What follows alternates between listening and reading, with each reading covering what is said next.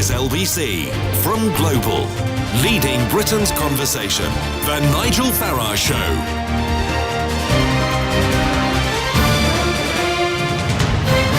Good morning, everybody. Boris is in Biarritz with the other global leaders, and we'll talk a lot more about that over the course of the next couple of hours, in particular his meeting with Donald Trump this morning.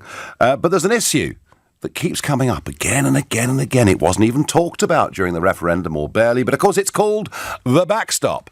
And here was Boris Johnson speaking this week at a press conference with President Macron. And yeah, it's all about the backstop. I think what Angela Merkel was saying, if I got her correct, I think I was standing next to her, she said, if we can do this in 2 years, then we can do this in 30 days. And I admire that can-do spirit that she seemed to have there. And I think she's right. I think that the technical solutions are readily available, and they've been discussed at great length. You can have trusted trader schemes. You can have electronic pre-clearing for goods moving across the border. I just want to repeat one crucial thing. Under no circumstances will the UK be putting checks at the frontier, and we don't think it's necessary from the point of view of the EU to do that to protect the integrity of the single market. We think there are other ways of doing that. We've got, I think, adequate time to do it. Let's get on and do it. As I say, there are all sorts of proposals that have already been made. I might direct you to an excellent paper that has been done by Greg Hands and other MPs in Westminster from all parties that goes through some of the ways in which you can check for contraband, check for rules of origin, check for stop smuggling, but not have checks at the frontier. That's the solution. And where there's a will, there's a way. So what Prime Minister Johnson was referring to was the Alternative Arrangements Commission and their report. Alternative Arrangements for the Irish Border Report and Protocols, July 2019. That is the document. Well, it's some of the document. I think there are 230 pages of it, but that's what it looks like.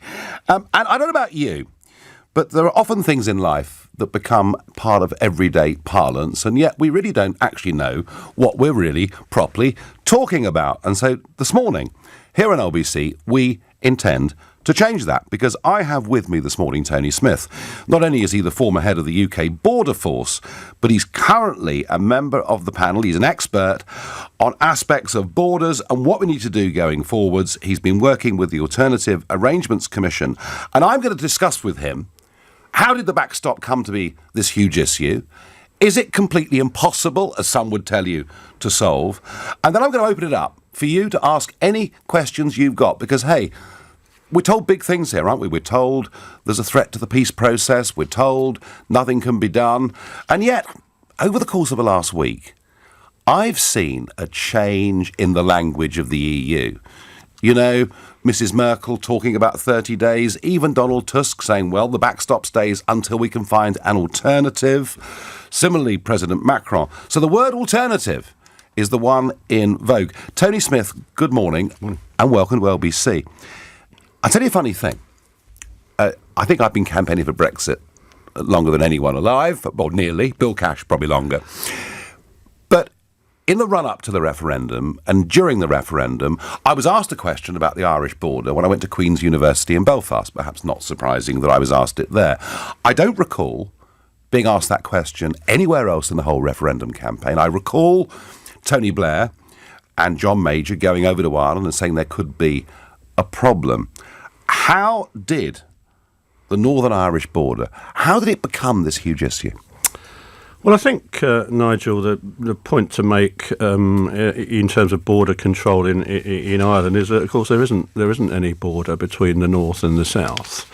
That's been the case for 100 years, well, forever, really. I mean, we have got a common travel area, so people won't see any passport checks there. There were once upon a time customs checks, but since we've joined the customs union, they've been eliminated. And, of course, the stark memories of the border in Ireland are other is a military border, which of course was dismantled by the Good Friday Agreement. So I think people didn't sort of put that into context of Brexit. But what Brexit means and what leaving the customs union and the single market means is you're going to have different regulatory policies on either side. And so you have to have some form of a check to ensure that goods that are moving between those two entities, which would be the EU and the UK, are properly checked and verified against the new agreements. And so nobody really thought, I don't think, of the issues to the extent they are now, that we would have to install some form of a check, to distinguish those goods that are moving around the EU, including the Ireland, the Republic of Ireland, and those goods that are moving between Northern Ireland and the UK. So then we got into a debate about borders, and of course, someone said, well, we'll have to have a border somewhere. Let's have a backstop and put it in the Irish Sea, because the best place for borders are in seaports and in harbours and in ports. That's where checks are normally done, and land borders are much more difficult to manage. So the easiest thing is push the problem out to the ports and harbours, but of course that then disrupts the relationship between Northern Ireland and the rest of the UK. That's what's created, I think, the political stir. So what we saw in Parliament, didn't we, was these constant rejections of agreements, except for the Malthouse Compromise and the Brady Amendment, which said, well, what about these alternative arrangements? Because both sides have said, look, well, there's an alternative to having a hard, stop and check border on the island of Ireland, because both sides have put that in the agreement, but no one's really said what they are. Everyone said, well, let's just, we'll worry about that somewhere down the line, at some point in the future. And meanwhile, we'll have this backstop, which means that if we do need to do any checks, we'll do them there, and let's do it that way. Well, of course, that's failed 3 times now in Parliament. So what we've done is, well, let's have a closer look at these alternative arrangements. When was the Alternative Arrangements Commission actually established? Well, we only actually started in May, and that was as a result of somebody called Shankar Singham, who is, a renowned world trade expert, phoning a bunch of us. We're all sort of retired sort of border geeks. There's a variety of us. My whole life has been in border controls all around the world, particularly here, and did a lot of work with Ireland. In my time in government there, we've got customs experts from the EU, customs experts from the world, lots of historians, experts in the Good Friday Group, came together in a spirit of collaboration. So, well, we haven't seen any real materials emerging on what they mean by alternative arrangements. Can we, between us, come together, go and talk to a lot of the stakeholders? So we've been all over, been to Ireland a number of times and to Europe to say, well, we've got some plans here, and we think they at least are worthy of consideration as an alternative to the backstop, and also as an alternative, to no deal. Because if we can get through this, well, then we might be able to get through, some of the problems and issues that are facing people in Northern Ireland and the Republic of Ireland in terms of how this is actually going to work after the 31st of October. Well, Mrs. Merkel has put down the challenge, 30 days to sort this out, and Boris is praising your work, the organisation's work, very, very highly. There are 2 issues, aren't there? One is checks on regulatory differences, and I'm very struck that on day one, when we leave, there'll be no regulatory differences because we've been converging for 45 years. The other, of course, is tariffs, isn't it? If we were to leave with, as they call it, no deal, there would be tariffs on day one. So they're the 2 issues that we've got to deal with. But let me just raise, before we go into some sort of technical detail, let me raise a really, really important point. Again and again, we get Monsieur Barnier and others, particularly in the European Parliament, but indeed some in Northern Ireland and some in this country too, telling us that unless we have a backstop, we will have driven a coach and horses through, indeed perhaps destroyed, the Belfast Agreement, better known as the Good Friday Agreement, and the entire peace process. Can you please answer that question? Does a change to tariff schedules and regulations, what difference does that make to the Belfast Agreement? Well, our starting point, actually, Nigel, was the Belfast Agreement, and there is acknowledgement on both sides, I think, that the Good Friday Agreement will prevail.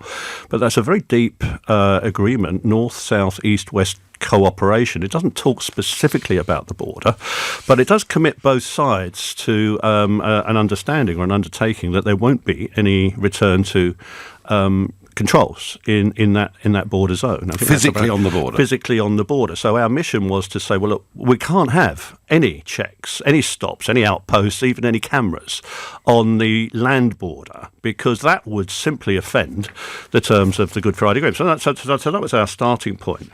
Now, in terms of movement of goods, then, well, what else can we do? How can we control goods? How do we know what's moving across? How do we know what is liable to customs tax, tariffs, etc., if we're not stopping those things? And the answer to that is, well, borders globally are moving towards what we call electronic system. So and you submit your trusted trader schemes. Trusted traders are part of it, but we are going to get at the border force 250 million declarations when we leave the EU. That's gone up from 50 million because prior to leaving the EU, you didn't need to submit a customs declaration to us if you were moving goods within the EU, including across the Irish border. But now you will have to because of this divergence. And so the question is, well, what are the border force going to do with all these 250 million declarations? Fivefold increase in work, really, and we had a few extra officers, but it's done by technology. It's done by things that people don't see. But you are required to submit. But I keep being told that that the technology doesn't exist.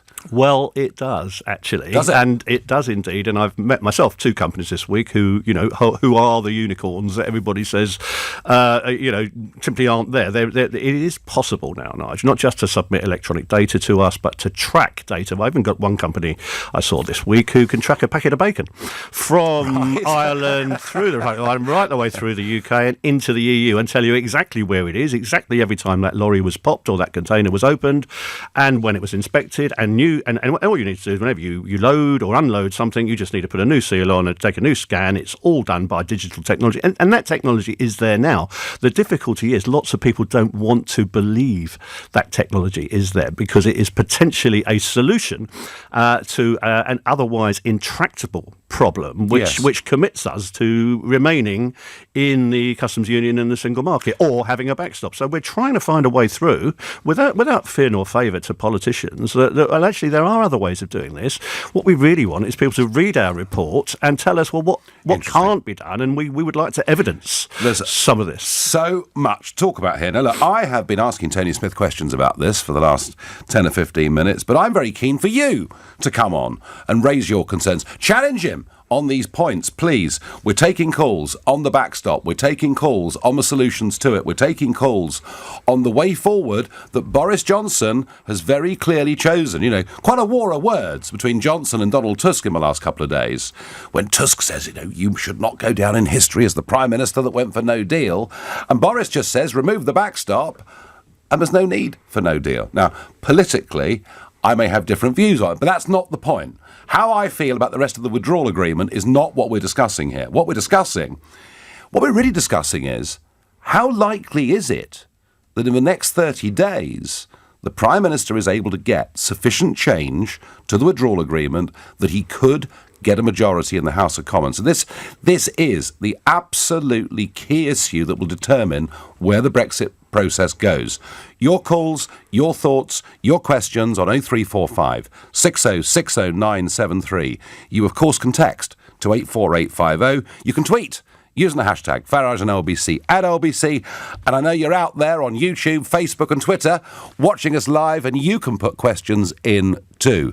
Over to you. You're listening to a Sunday edition of the Nigel Farage Show here on LBC, and it is 10:16. LBC. Some things are just so confusing, like alternative milks. What do social influences do? And why is fake news even a thing? Get past the confusion with the Confused.com Beat Your Car Renewal Quote Guarantee. If you can't beat your renewal quote on a like-for-like basis, you'll get the difference plus £20. Tell us what confuses you and enter to win £1,000 at lbc.co.uk. Don't be confused. Be confused.com. Before my client signs, I'll direct your attention to the special conditions in the contract. The player requests that not only do the club provide him with a cake on his birthday, but that they will provide him with a cake on any other player's Some people birthday. think they're so special, but with a daily jackpot at Paddy Power Games, an average jackpot of £21,000 is guaranteed to be won by 11 p.m. every day. So don't think you're special if you win it. Cleaning lady's birthday. Paddy Power Games. Jackpots must be awarded by 11 p.m. and vary from day to day. Jackpot is shared with other operators. Available on selected games. T's and C's at paddypower.co.uk. BetBet.com, 18 plus, BeGambleAware.org. The bank holiday is upon us. And it wouldn't be a bank holiday without big savings. That's why the Mail on Sunday is giving you an amazing £5 off your shopping at Lidl. Everyone knows Lidl are always Lidl on price. So it's time to celebrate what they're big on. Get set for big savings. £5 off when you spend £25 in any Lidl supermarket this bank holiday weekend. Find your free exclusive voucher inside today's Mail on Sunday. I'm Ian Dale, and this is my new podcast, Ian Dale All Talk, where I interview the most influential people in politics and the media today. In this week's episode, I meet Nicola Sturgeon. The new Secretary of State for Scotland came up towards me, and I don't mean this as any insult to him, but at the moment I didn't immediately recognise him, so it was kind of, who are you trying to get in my house? Listen to Ian Dale All Talk now by subscribing on Global Player or wherever you get your podcasts. It's time to wake up and shake up how you holiday. From riding a zipline as you sail to Rome to sipping margaritas en route to Marseille, explore the Med from Barcelona on Royal Caribbean's amazing Allure of the Seas. Book now and go all-inclusive on selected 2020 sailings. Royal Caribbean. This is how to holiday. Visit royalcaribbean.co.uk or contact your travel agent. Eligible staterooms booked by 30th of September. T's and C's apply. At or protected. For all our sleep outers, we're proud of you. For the cycle to workers, thank you.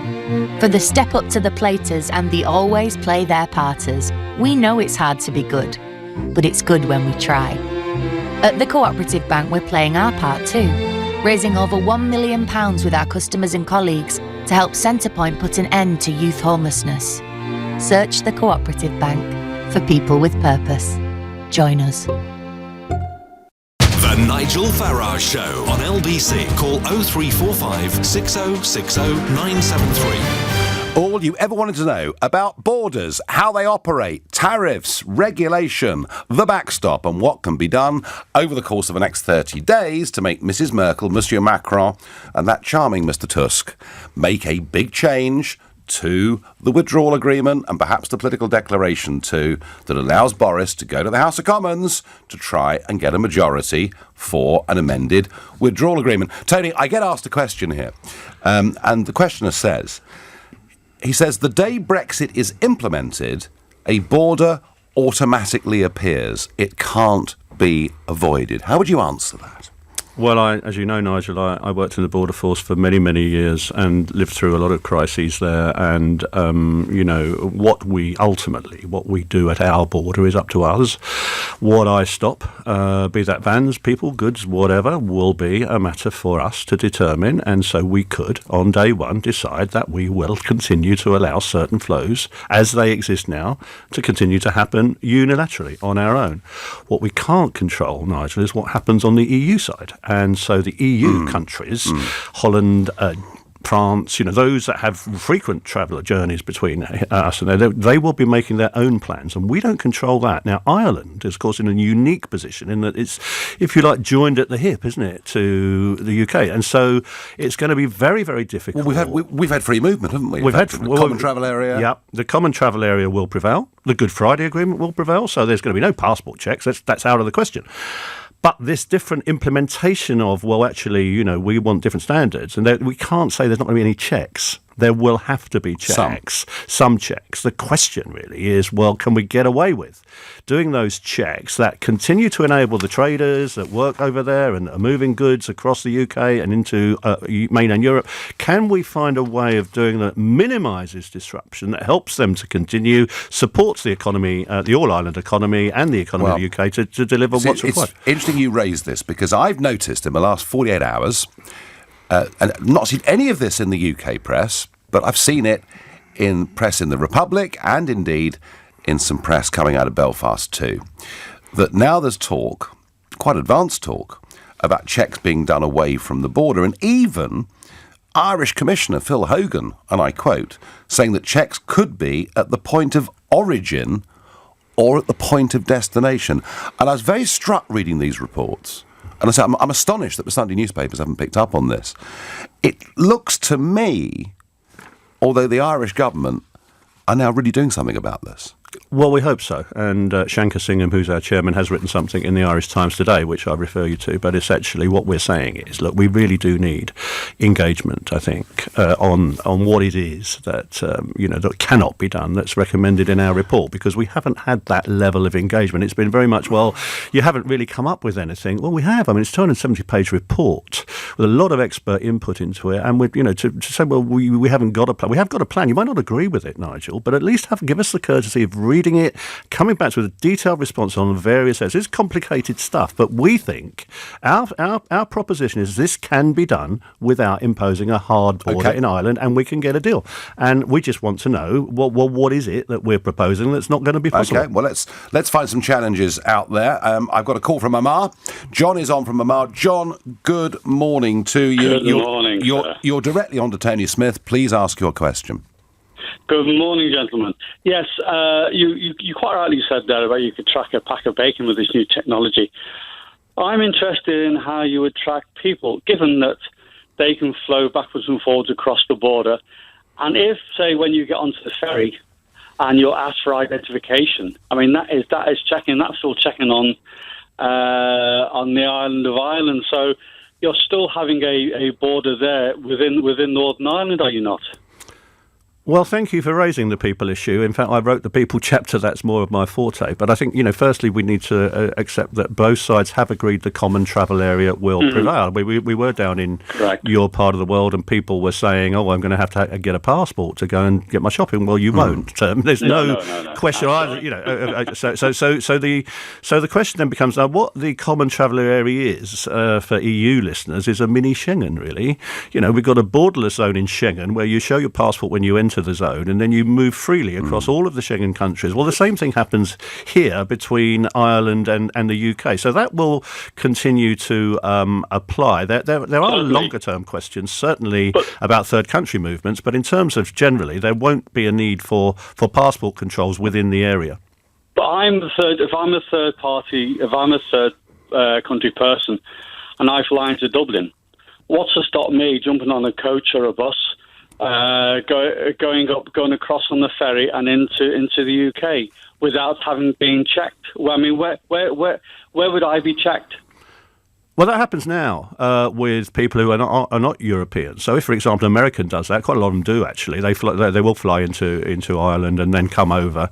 You're given something called deemed leave to enter. So the entry conditions that apply to you when you enter the Republic of Ireland will continue to apply when you travel to the UK and vice versa. So we will know, because the Irish government same does have a system for all arrivals coming from outside the area. So do we. What we need to do is continue to collaborate bilaterally with our friends, the Irish border agencies and the UK Border Force, as we have done traditionally, on the movement of third country nationals around the area, and then determine a common policy for those that should not be in the area about how we're going to deal with that. But I don't think it's going to affect the border issue itself. I wish you the best of luck there, but I honestly do think there'll be a lot of people under the radar getting through backwards and forwards, I do believe. But John, they wouldn't be able, of course, to get from Northern Ireland across to England, Wales or Scotland, because they'd have to buy ferry tickets or aeroplane tickets. John, and that's where they're going to be checked. Yeah, John. I mean, which you're effectively putting a border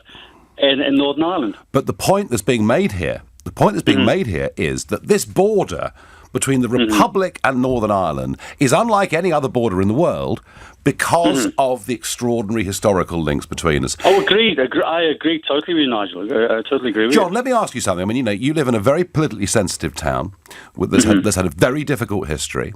Indeed. And horrendous history in many ways. And, I know there have been some genuine concerns raised by many, many people, both sides of the border, because of the horrendous memories of the Troubles. Surely. When you listen to someone like Tony Smith, who spent his entire life dealing with borders, people, movements, do you feel reassured by what you're hearing this morning, or do you think there are still a lot more questions to be asked? I don't think it's the case you show me the money. I do honestly think there's a lot more questions. I mean, as you said, historically, this goes deep into the roots of people. Yes. And it needs to be laid out in almost like a childish way, so somebody can look and say, yes, of course, yes, that will work. So what we need here, John, I tell you what's needed. What's needed is for the government to explain. And we've got this paper from the Alternative Arrangements Commission. Boris has talked it up. And I think what's needed, John, is a public information campaign in Northern Ireland and the Republic to say to people, look, a change is coming. But it is not fundamentally going to change your lives. And just hang on a second, Tony Smith wants to come back on one point on this. Absolutely, Nigel, we do need that. And I just wanted to say that the panel has been on the road quite a lot. We've been over to Ireland 3 times now. We do hold public events. We're very open and collaborative. We welcome questions like this. We welcome public engagement, but we do really need government engagement from the EU side to tell us what exactly it is that we're proposing that won't work. And so we absolutely support that. We're very, very keen to talk to people like yourselves out in the communities there and people more broadly in Europe about it. But we're just not seeing that level of engagement from governments that we would like to see. We need a lot more. John, thank you for the call. Now, on Facebook, John asked me a question. No, he doesn't. He's asking you a question. How do Switzerland manage this when they're surrounded by European Union countries? Yeah, so we did look at the Swiss-EU border. It's enormously technical, and probably haven't got time, Nigel, to get into too much. But there are. I mean, you will find a chapter if you look at one of the chapters. Now, we have looked at other borders, including that one, where checks can be made away from the border, where there can be regulatory alignment, and we've lifted, examples from other borders around the world. So there isn't one simple one you can just lift, Nigel. Because it's all different. There it is. Yeah, but the Irish border is unique. It is unique, but there are definitely examples of other borders that we put in the report.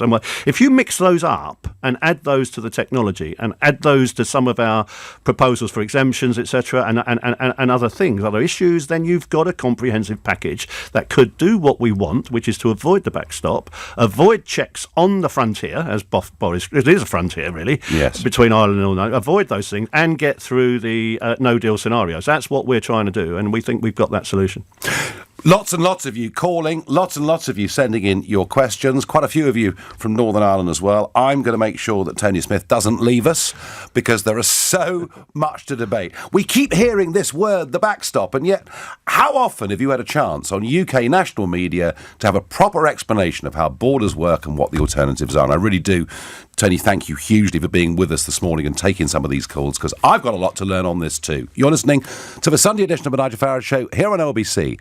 It's now 10:30 and time for the news with Philip Chryssikos. Boris Johnson says he's told Donald Trump the NHS is off the table in trade talks, adding the US president agrees. Speaking following the meeting at the G7 summit in France this morning, the US president is promising the UK a very big trade deal after October the 31st. Donald Trump adding Boris Johnson is the right man to deliver Brexit. In response, Prime Minister Johnson says the US president was on message there. A senior police and crime commissioner says people who attack officers should go to prison. No ifs, no buts. Katie Bourne's comments follow the death of PC Andrew Harper in Berkshire and other attacks on officers over the last month. Trialling of new 3D scanners at airports mean airline passengers may soon not have to empty their hand luggage of laptops and liquids at security. Government wants them at all major UK airports by the end of 2022. LBC weather, glorious sunshine, hot in central and eastern areas, warm elsewhere, a high of 31 degrees. LBC. Sheila Fogarty, Monday to Friday from 1 p.m. You think I'm being too hard on Donald Trump, Andre? Why are you so anti-Trump? Because I think it's self-evident. But I think You've never ever given him a chance, have you? I tend not to give a chance to men who are openly racist to members of their own community when they're supposed to be the supreme leader of that community. I tend not to give a chance to men who use every opportunity to spread hate. No, I didn't give him a chance and I don't intend to. Sheila Fogarty. With Blink, an Amazon company, helping give your family peace of mind. LBC. Your company's doing pretty well. Your tax position's okay. So what's keeping you awake at night? To face the future with confidence, talk to Vision Consulting. We've expanded from Gants Hill to the Gherkin, with clients from the fishmonger to the multi-million-pound property investment company. And our growth as a firm of chartered accountants and registered auditors is based on our passion for our clients' business. Have confidence in your accountant. See visionconsulting.co.uk. The Furniture Village birthday sale is on now. Everything's reduced, with up to 40% off hundreds of sofas, dining and beds, including all our famous brands. So come in store or go online now.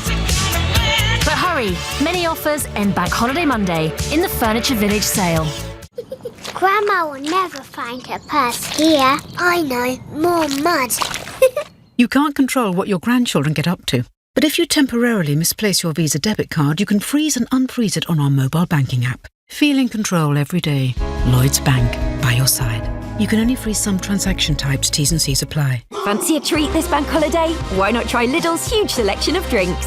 Get a bottle of Comte de Sandoval champagne for only $11.49, Green Gecko IPA for only $1.19 a bottle, and a 4-pack of Devonshire Scrumpy Premium Cider for only $2.79. Lidl, big on quality, little on price. Subject to availability, selected stores, excludes NR and Scotland.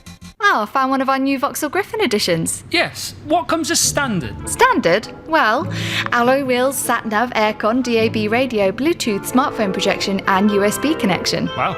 Is that everything? Sorry, forgot the colour touchscreen. Buy a new Griffin edition, Adam, Astra, Corsa or Mocha X Plus and get a whole host of features as standard. The Griffin edition range. All Griffin, no bull. Visit your nearest retailer now. Vauxhall, British brand since 1903. Participating retailers only. Limited units while stocks last. A 3-day gold special event. It's one of the best loved sitcoms ever. Part of the national fabric. Did you know 3 episodes of Dad's Army were written, performed and televised only to be lost? Hey, panic anybody! So Gold is completing the story with a loving recreation. It is a celebration of Croft and Perry writing with understudies. We've made it with love and hopefully you can watch it with love. Dad's Army The Lost Episodes. Tonight, Monday and Tuesday at 8 only on the Gold TV channel. Available on Sky, Virgin and BT. Leading Britain's conversation. LBC, The Nigel Farage Show. The G7 are meeting in Biarritz. Donald Trump has made some pretty disobliging comments about the European Union. Not that that's a great surprise. Basically saying that once the EU leaves, we'll remove the shackles. So I don't think that's necessarily made him very popular with Monsieur Macron. Boris, meanwhile, has been engaged over the last 48 hours in a war of words against Donald Tusk. And it's all coming back to one thing. And that one thing is the backstop. This issue that's dominated British politics in many ways ever since December 2017, when Theresa May signed up to the principle, and regular listeners to this show will know that I felt Mrs May didn't do a very good day's work then. But it's all about the backstop, and now is your chance to debate it, because Boris is talking about alternative arrangements. He is talking up the Alternative Arrangements Commission and a report put out there by them a few weeks ago. And we're lucky enough to have Tony Smith, who not only is the former head of the UK Border Force, but he's an expert on a panel advising this commission. So he is taking your calls on the backstop, on how we can deal with the Irish border without any physical border being built. And I want you to come on and challenge him, and he's with us for the next 25 minutes. Let's go to Brecon and speak to Terry, who's a new caller. Good morning, Terry. Good morning, Nigel. I'll be quick. My question, which I'm very concerned about, is how will traffic from Republic of Ireland going into the EU and vice versa coming out of the EU to go to the Republic of Ireland, will they be using the Dover-Calais route and use the UK as a rat run? Because as far as I'm aware, they have made no arrangements for the long route round, which is more expensive and more delays. So what is going to happen? Are we going to refuse them, allowing them to do that? So freight coming from the continent, Dover-Calais, Dover onto ultimately the Republic of Ireland. How's that going to work? Well, we did speak to a number of traders in Northern Ireland, and actually the realities of the movement of goods out of Northern Ireland into what we'd say mainland Europe is something called crossing the land bridge. So the quickest route actually is not to go from Northern Ireland into Scotland. It's down across into Southern Ireland, to the Republic of Ireland, into Holyhead in Wales, and across the M4 corridor down through. So potentially, exports moving out of Ireland will need to go through two forms of check in that case. They'd have to cross into the Ireland and back out again, and then back through into France. That route is something that we have addressed, and we've said we've got something called transit, which would enable us, once we know goods are moving through that route, that we don't need to check it 3 times. We know that it's going over is going to end up in France, and it started in Northern Ireland. We don't need to continue to check it all the way using tracking technology and registration. Then the traders should be able to continue to use that route without having to go right the way down and, go through from Ireland into France. So we'll still have that option. We're not saying that anybody has to change their plans, but what we're trying to do is facilitate the movement of goods through the land bridge and into France using technology and alternative arrangements. Does that make sense, Terry?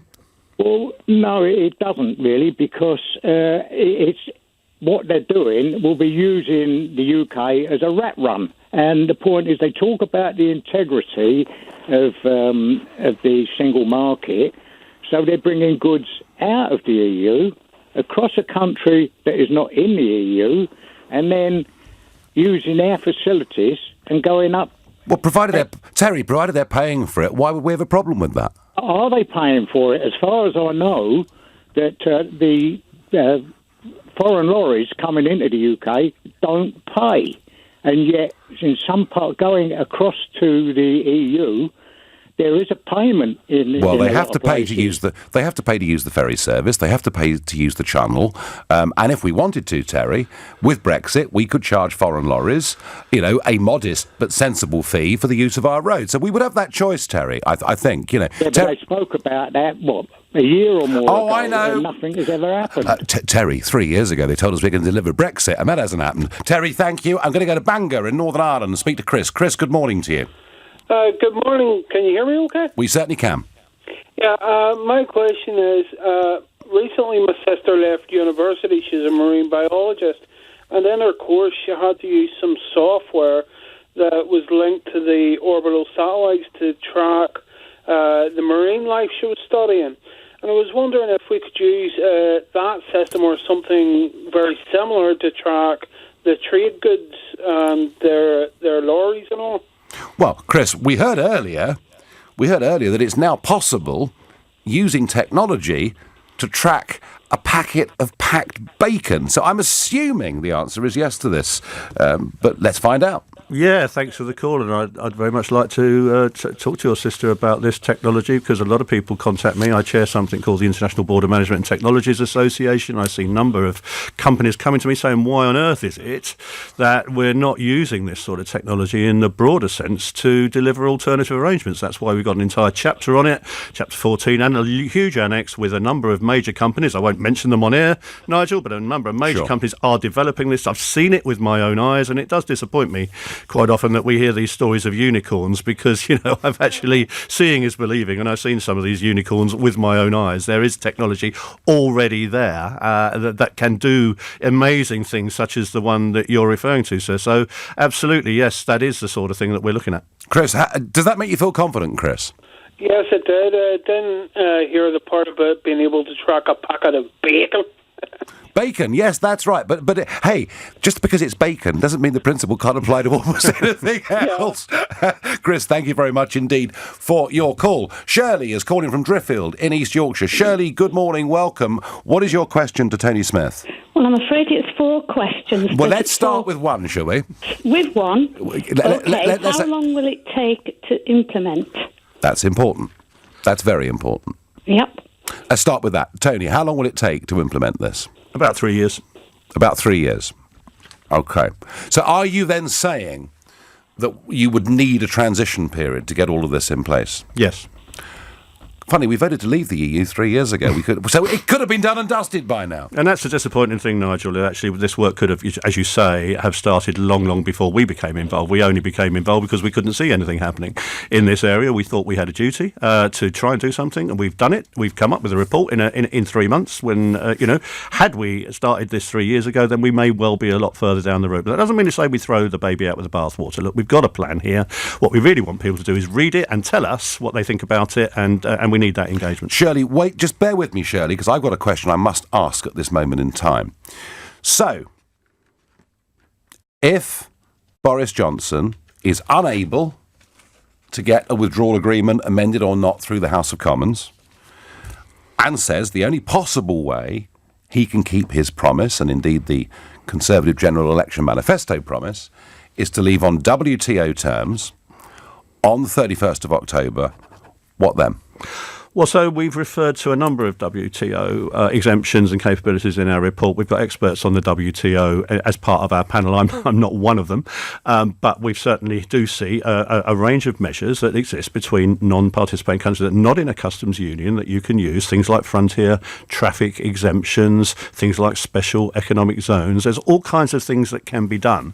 From my point of view, as a practitioner, as an operational leader of a border agency, what I would want to know is what exactly is it you expect me to do on the 1st of November that I'm not going to be doing on the 31st of October. And I don't think there's anything really immediately that we can say, oh, right, OK, we're going to have a big bang change programme. What we need is a sign-off to the agreement to the plan which would work for both sides. So things like AEO schemes, they've got to be bilateral, Nigel. The EU have to agree, yes, I trust you. Of course.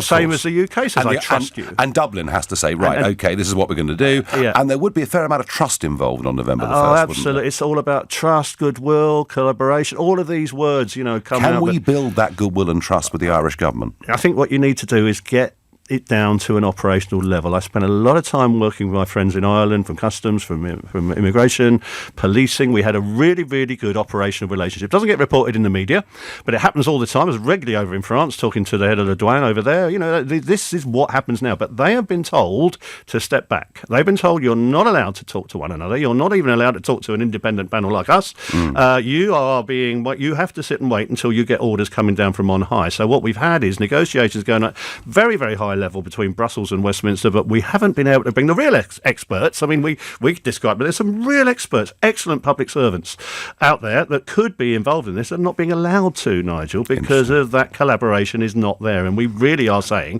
can we please open those now and let's get these people, these currently serving experts in a room together to figure out exactly what are we going to do on day one. Well, it sounds like if things develop down this path, they could be 24-hour-a-day meetings coming. Shirley, that was a great question. I'm sorry, Shirley, we're out of time. I know you had loads more, but that was a big, important question.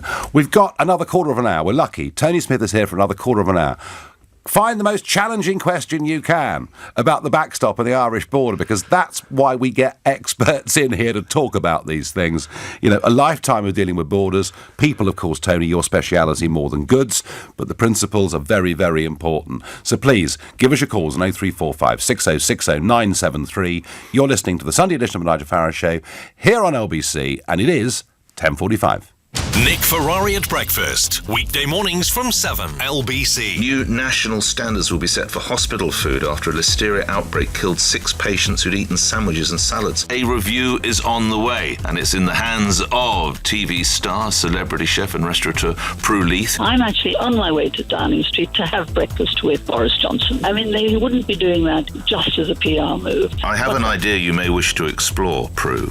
As you go to the hospitals, you suggest that all the chief executives and senior members on the committees and boards actually eat the food that they are serving within the hospital. You know what? You are so right. Nick Ferrari at breakfast. With Xero, get your business digital ready with Xero accounting software. LBC.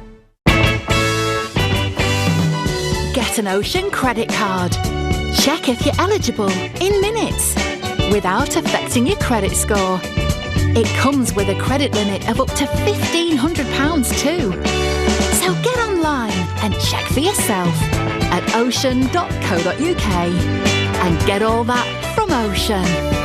Intelligent Lending Limited is a credit broker. Capital One, the exclusive lender. Representative 39.9% APR variable. We spoke to the Cans from Sly about what BT's new complete Wi-Fi brings to their busy house. Now the Wi-Fi literally does reach every corner of the house. We have 11 people that all use the Wi-Fi for different things, and the Wi-Fi disc has helped that so much. The harmony in the house has improved 10 or 20-fold. The Cans are 11 more happy BT customers with complete Wi-Fi that guarantees a Wi-Fi signal in every room. Up to 3 discs to guarantee Wi-Fi or £20 off your bill. Terms apply.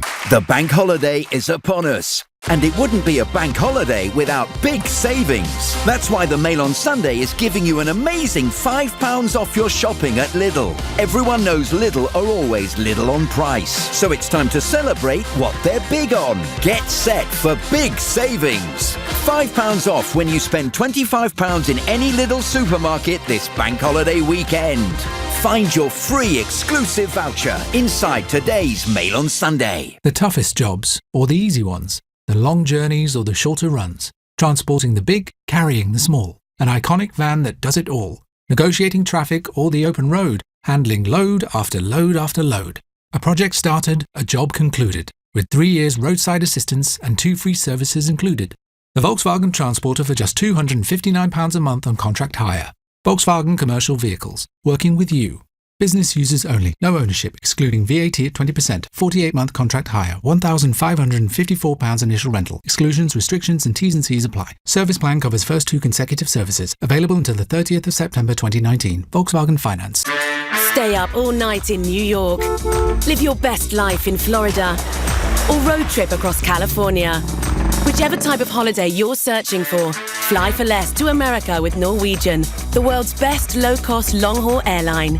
And with low fares to over 150 other destinations, the world has never been closer.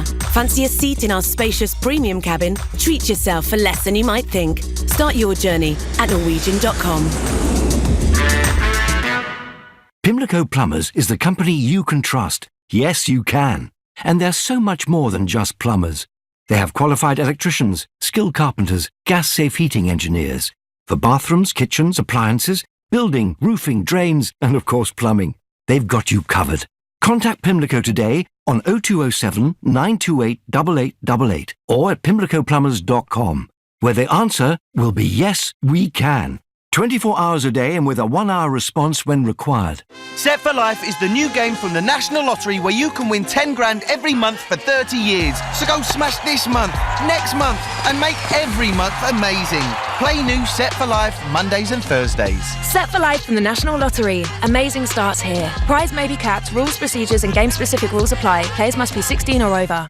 The Nigel Farage Show on LBC. I'm here with Tony Smith, who is an expert on the panel advising the Alternative Arrangements Commission, and we're taking calls, your questions, your concerns about the backstop and the alternatives to it, which of course is at the centre of Boris's whole strategy at this moment in time. Before we get back to your calls, I heard the news first thing this morning. I thought, whoopee, a piece of really good news. And I say this as somebody who takes an awful lot of flights every year.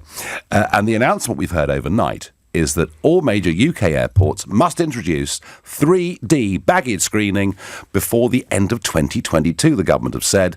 The technology will boost security, speed up pre-boarding checks, and could end restrictions on travelling with liquids and laptops. So apparently, equipment similar to CT scanners is, which you go into hospital and get a CT scan.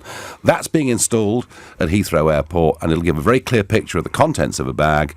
As you probably know, at the moment, you're taking liquids into the cabin.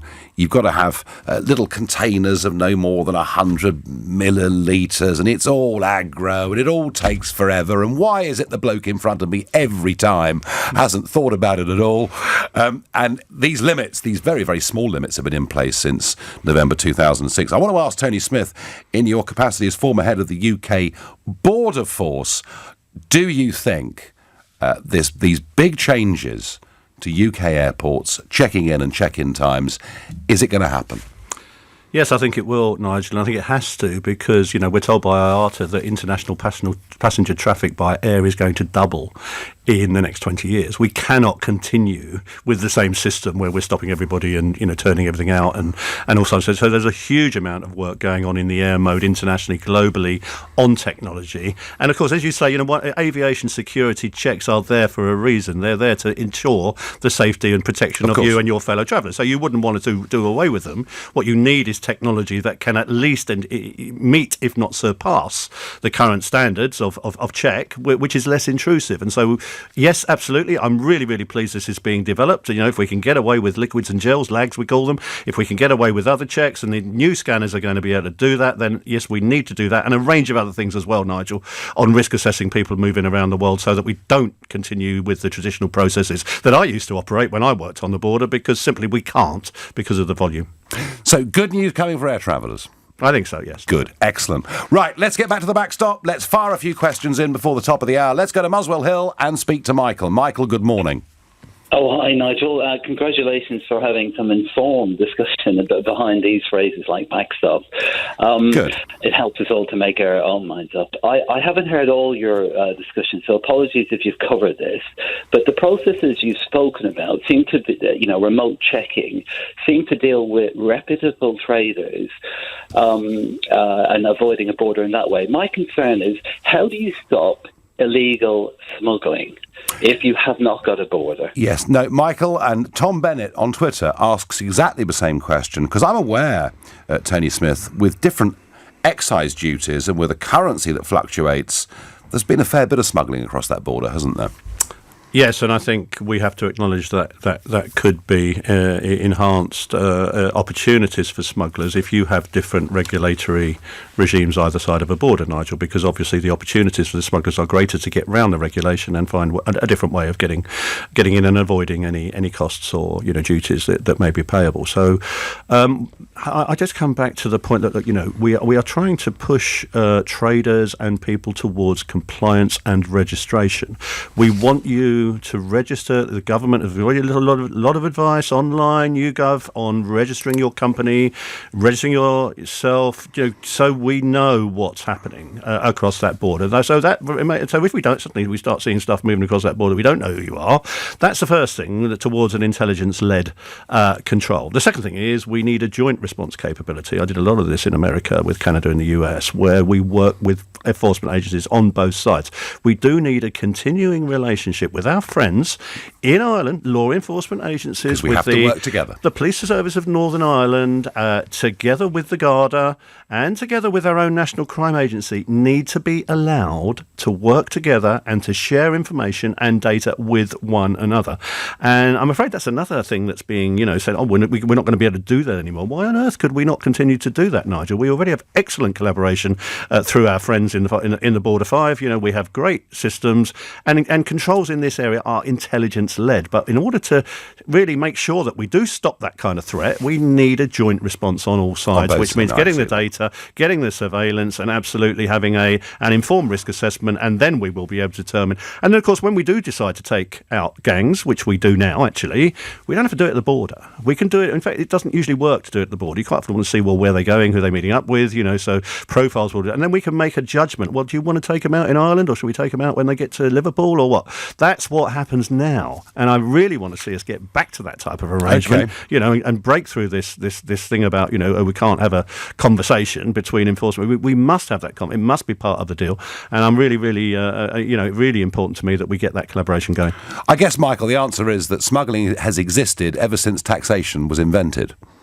Nigel, your friend, Mr. Trump in America, thinks the only way he can stop illegal immigration is to build a wall on the border. Why is this any different?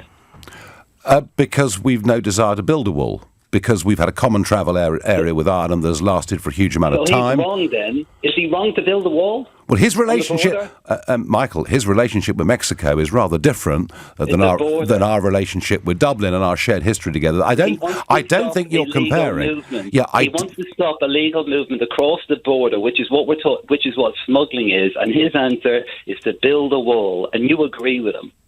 Well, I think in the context of stopping mass migration and huge caravans coming up through South America into the USA, not only does Donald Trump want to build a wall, President Bush wanted to build a wall, and indeed Obama did build quite a bit of a wall. Michael, I'm going to move on because I want to stick, really, not to Donald Trump, fun though it is to talk about him, and we will, in the next hour, talk about Trump's engagement with European leaders this morning. Gosh, I wish I'd been a fly on the wall. Let's go to Martin, who's calling from Godalming in Surrey. Good morning, Martin. Yes, good morning. Yeah, I'm talking about freight. Yes. On the border, not 1st of November 2019 or 22. 5 or 10 years down the line, when there's been substantial divergence, Gove, in his last cabinet post, talked about raising standards of food. Perhaps these could be above EU standards, but then Priti Patel and her gang want to get rid of all sort of regulations. There will be canny businessmen who see opportunities, not smuggling, to import into the UK via Ireland.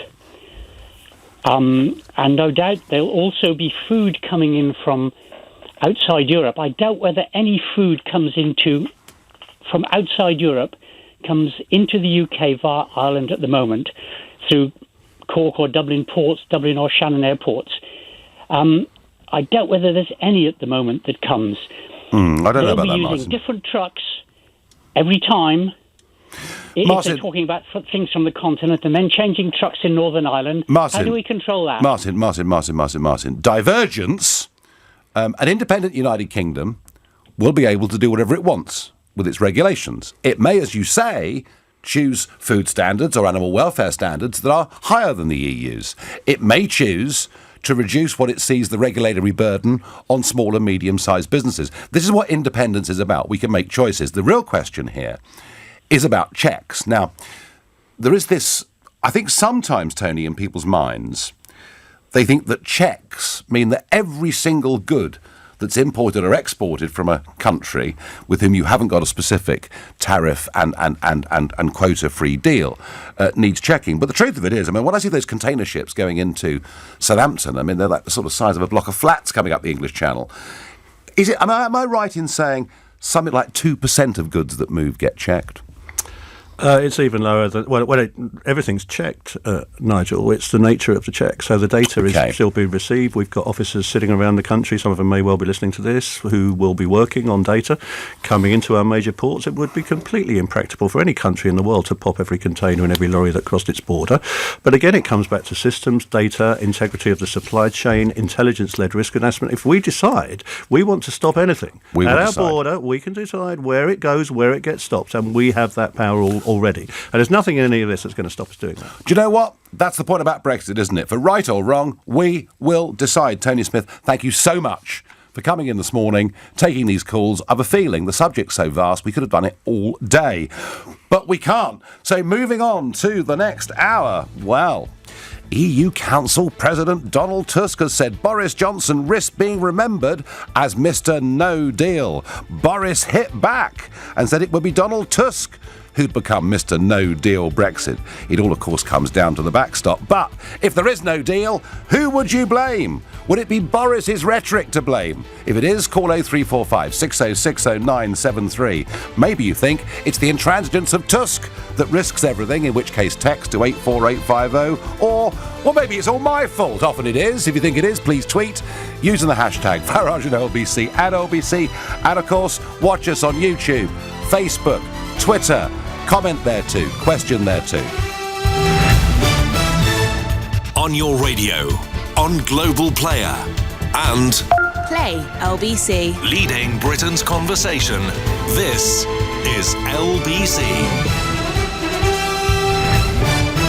From Global's newsroom at 11 o'clock, Donald Trump is hailing Boris Johnson as the Prime Minister to deliver Brexit. He's the right man for the job. You're on message to that. The US President and Prime Minister Johnson have met in the last few hours at the G7 summit in France, where they've been discussing a post-Brexit trade deal. And we're having very, very good meetings. We're going to do a fantastic deal once we clear up some of the obstacles in our path. We get some fantastic many deals. Talking about many different deals, but we're having a good time. As far as UK and the United States, we're working on a very big trade deal, and I think it's going to work out very well. The US President adds he wants a deal done quickly, saying he had been obstructed when Theresa May was in office. Boris Johnson adds he's made clear his views on the NHS and animal welfare in those trade talks with Donald Trump, adding there is complete unanimity on the point. In other headlines this hour, a 21-year-old man has died after being stabbed in Kent. 4 men aged between 19 and 23 have been arrested and are being questioned on suspicion of murder. Police were called to a disturbance in Maidstone High Street in the early hours of this morning. Separately, a man in his 30s is being questioned on suspicion of murder after another in his 60s was stabbed in West London. It happened on a street in Southall last night. The victim died at the scene. There's been another tremor at the UK's only active fracking site near Blackpool. With a magnitude of 2.1, it had a depth of more than a mile. The tremor is thought to be the country's biggest ever tremor related to fracking. All major UK airports are being told to install 3D baggage scanning equipment before the end of 2022. Ministers say the technology will increase security and end passenger restrictions on liquids in their hand luggage. Heathrow is the first airport to trial them.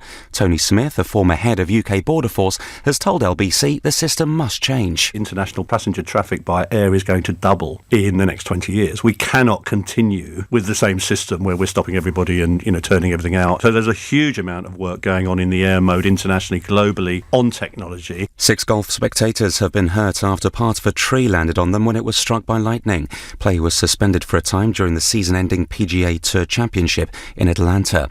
More than 1 million people are expected at the Notting Hill Carnival in West London across today and tomorrow. The Metropolitan Police say 12,000 officers and more knife archers than last year are going to be deployed. Potential troublemakers are being told to stay away. LBC weather, glorious sunshine, hot in central and eastern areas, warm elsewhere, a high of 31 degrees. From Global's newsroom, for LBC, I'm Philip Chrysikos. This bank holiday at Homebase, we've got 3 for 2 mix and match on all coloured emulsion, masonry paint and exterior wood care. Explore the possibilities at Homebase. Terms at homebase.co.uk. This is LBC from Global, leading Britain's conversation. The Nigel Farage Show.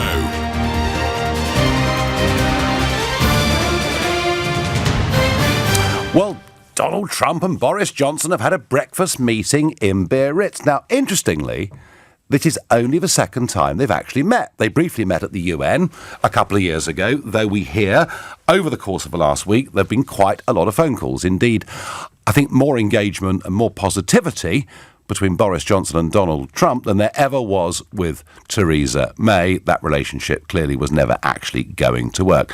So let's listen to Trump and Johnson this morning in Biarritz. Mr. President, do you have any advice from Boris Johnson on Brexit? He needs no advice. He's the right man for the job. I've been saying that for a long time. Didn't make your predecessor very happy, but I've been saying it for a long time. He's the right man for the job. You're on message there. I'm grateful. I'm very grateful for that. And we're looking forward to having some pretty comprehensive talks about how to take forward the relationship in all sorts of ways, particularly on trade. And we're very excited about that. We're having very good trade talks between UK and ourselves. It would be a very big trade deal, bigger than we've ever had with the UK, and now they won't have, at some point, they won't have the obstacle of, they won't have the anchor around their ankle. Oh, that really goes for the EU big time. Talking of the anchor, Donald, what we want is for our ships to be able to take freight, say from New York to Boston, which at the moment they can't do. We want cabotage. Many things we're talking about. How fast do you think you'll be able to make a trade deal? Pretty quickly. We don't anticipate any problems. Before we were sort of stymied. Well, I was stymied by the other side because nothing got done on the other side, as you've seen from Brexit. This is a different person, and this is a person that's going to be a great prime minister, in my opinion. Well, Donald Trump there cutting about Theresa May, the previous prime minister, and scathing about the European Union. I know it wasn't the best audio ever, but making the point that freed from the European Union with Brexit, basically the ball and chain will be removed from around our ankle. Not something that Mr. Tusk or Macron or indeed Chancellor Merkel would have wanted to hear. But there's no surprise in that. I mean, let's be clear. Trump isn't just pro-Brexit. Trump views the European Union as being an anti-democratic club run by a bunch of bureaucrats. His administration are not supporters of the European Union.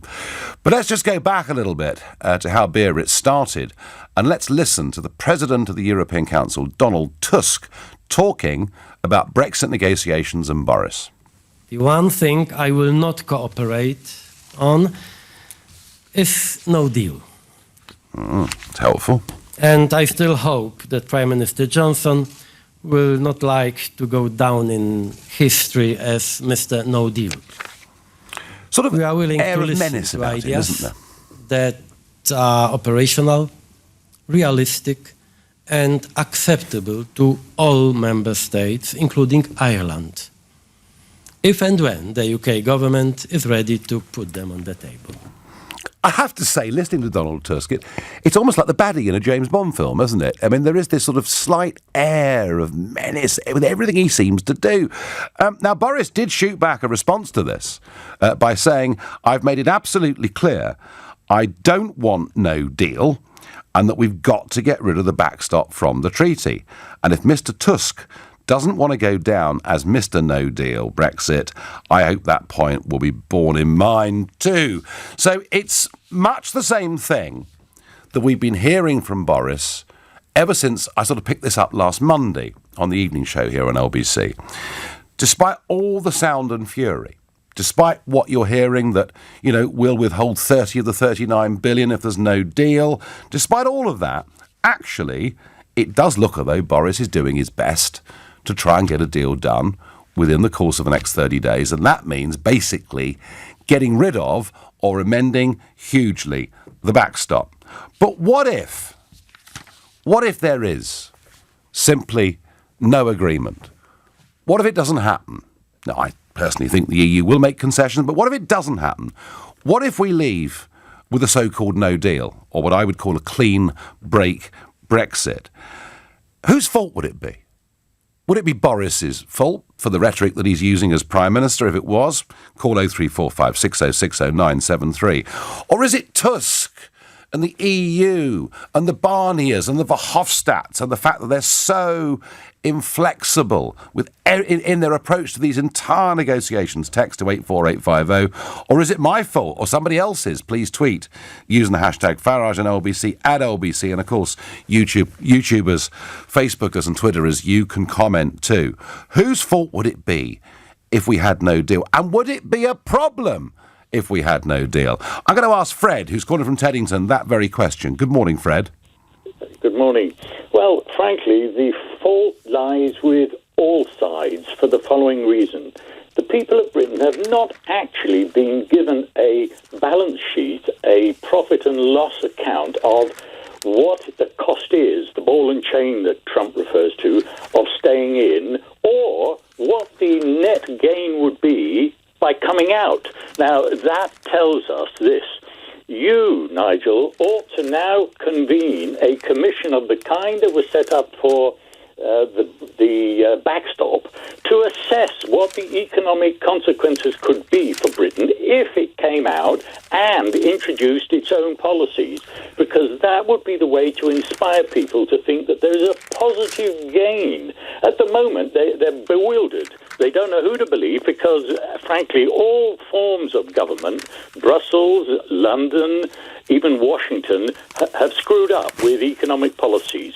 But it needn't be so. But how? As with the border commission that you've been talking about in the first hour, how can they be rearranged to yield a net gain? Fred, the problem is there's no economic projection made by either side that would run into anything other than a massive rubbishing from the other.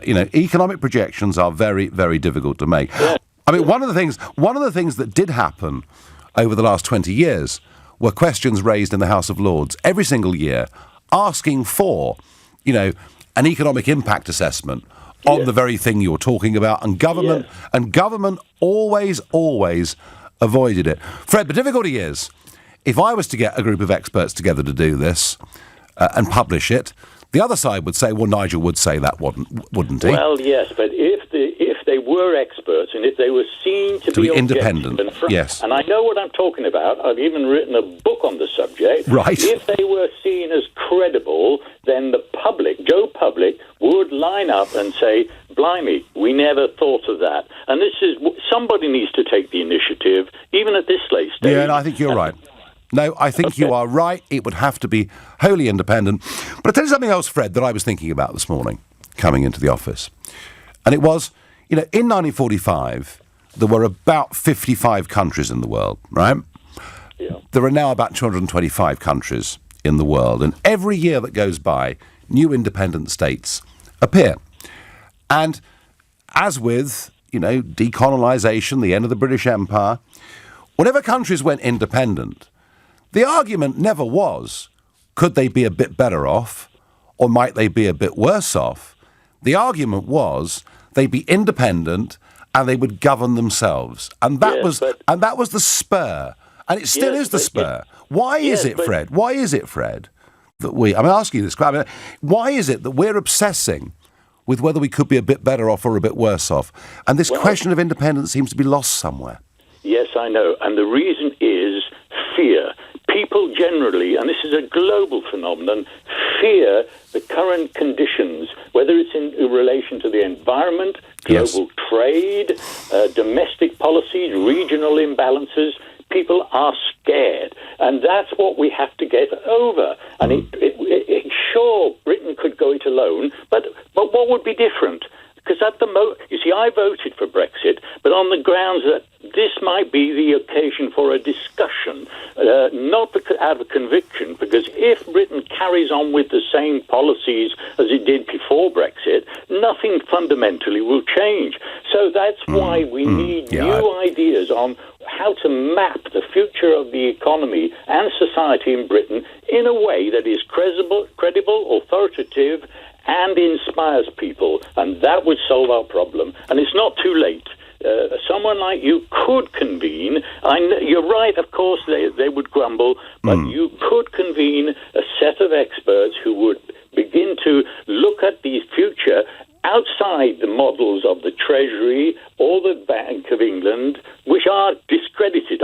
You're absolutely right on that. And it's so easy to discredit them, but nobody's doing it in a authoritative way. Okay, Fred, I tell you what, that's a great phone call. Points extremely well made. Well, one person that has entered this debate today is Lord Wolfson. He's the chief executive of Next, a Tory Life peer, and a chairman of Open Europe, and he writes in the Mail on Sunday today why I'm no longer fearful of no deal. So Lord Wolfson actually saying, look, truth of it is, outside of this union and free, there are all sorts of amazing opportunities. But, as Fred said, there is great fear out there. Nikki on Facebook says, good morning, Nigel. Keep up the good work. If anyone is to blame for a no-deal Brexit, it's Theresa May. On YouTube, I won't blame anyone. It'll be a triumph. No blame, says William. Credit to all involved. And this is the really interesting thing. And maybe one of Boris's big challenges, that if he does come back to the House of Commons with an amended withdrawal agreement, with a change on the backstop, and thinks that by the House of Commons voting for it, that somehow he's going to be seen as a hero, as a Prime Minister, for getting a deal, he might be in for a bit of a shock, because actually there's quite a large segment of the British electorate that do now just want us to leave. They've had enough of the Brexit process. They've had enough of the idea of transition periods. They accept that there may well be some short-term bumps in the road, but they simply want us to get on with it. So it could be, as I say, as I'm asking you, who would you blame if there was no deal? Maybe you actually think no deal is the best deal. I felt that for some time, given where we are. You're listening to the Sunday edition of the Nigel Farage Show here on LBC. It's 11:15. This is LBC. I'm sorry, you have progressive memory loss. When you hear these words, the outlook is bleak, but we're working to change that. We're Recognition Health, the brain and mind experts, and we're running clinical studies in London and Guildford. If you volunteer, you'll receive free access to a new generation medication, as well as comprehensive medical care. With your help, we can change the future of MCI, as in mild cognitive impairment and Alzheimer's disease. You have progressive memory loss. But here's what we can do. To find out more about Recognition Health and taking part, go to brainandmindexperts.com. Those fine wines in your collection, those special whiskies and spirits that you've tucked away, what might they be worth? Visit thelondonwinecellar.com, upload your list and receive a free same-day valuation. With nationwide collection, immediate payment terms and price match guarantee, step aside auction houses. From Bordeaux to single malts, from one bottle to large investment portfolios, find out more and ask about the price guarantee at thelondonwinecellar.com. At Wickes right now, there's buy one, get one half price on all paint, including great brands like Dulux, plus all undercoat gloss and emulsion. Ends Monday. Terms apply. The Furniture Village birthday sale is on now. Everything's reduced, with up to 40% off hundreds of sofas, dining and beds, including all our famous brands. So come in store or go online now. But hurry, many offers end Bank Holiday Monday in the Furniture Village sale. Stay up all night in New York. Live your best life in Miami. Or explore nature in Rio. Whichever type of holiday you're searching for, fly for less, Stay for longer with Norwegian, the world's best low-cost long-haul airline. And with low fares to over 150 other destinations, the world has never been closer. Fancy a seat in our spacious premium cabin? Treat yourself for less than you might think. Start your journey at norwegian.com. Many dentists refer their own patients on to Darwood and Tanner. My name is Dr. Mark Kent. I'm a general dental practitioner practicing in a North London suburb. Darwood and Tanner have become my preferred referral practice. I feel that Dr. Andrew Darwood can provide the highest level of implant surgery that is available, together with giving my patients the option of alternative specialist treatments. Download your information pack today. Search Darwood and Tanner. Your smile is our healthy obsession. Buying a new car can be a haunting experience. Is there enough room for the little monsters? Will it be devilishly expensive to run? Will I be haunted by the price? Well, from only $10,995, the Dacia Duster gives you the freedom to get what you want with none of the ghoulies. Dacia, you do the maths. Participating dealers only. Search Dacia.